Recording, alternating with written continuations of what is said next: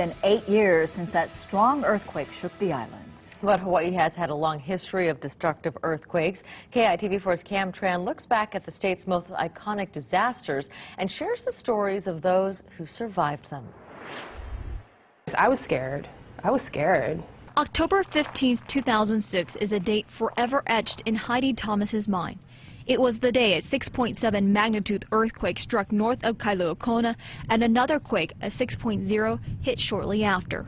Thomas was sleeping soundly at her Waimea home when the rumbling started around 7 in the morning. And I was looking around, and it just kept shaking and shaking, and I was looking at my TV, and my TV was slowly kind of coming towards the edge of my dresser, and it just finally fell off. I mean, I didn't know what to do. When the shaking did stop, Thomas saw her belongings scattered across her apartment floor and cracks running through the kitchen walls. As she toured her neighborhood, she saw even more destruction, landslides on the roadways and large cracks tearing through the dirt. When you see it, you're like, I just can't believe. Just if it was any bigger, there would have been there could have been casualties and a lot of injuries.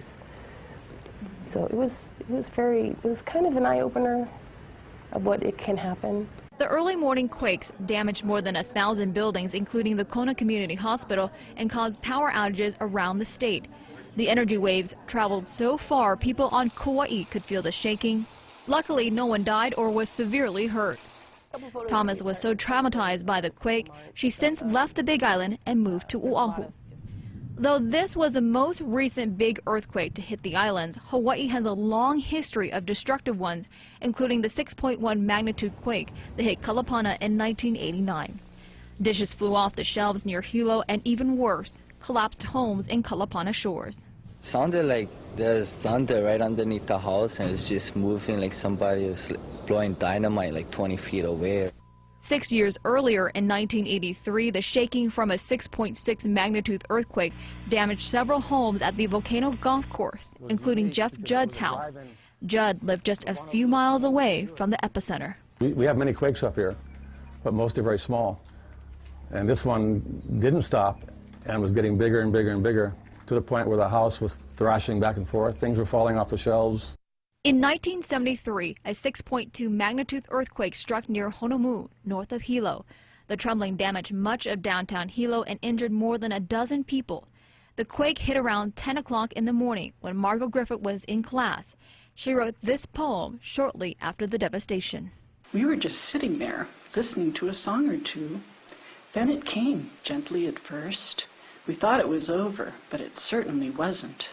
For at that moment, the entire fury of the earth seemed to be upon us. There were screams echoing throughout the place. Plaster from the ceiling began falling in a fine mist. There was one panic-stricken wave rushing for the exit, each fearing for his life.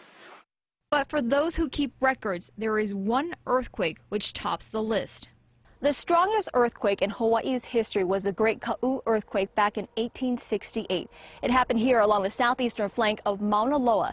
Scientists believe it was around an 8.0 magnitude quake, and it was so powerful it generated tsunami waves as high as 60 feet.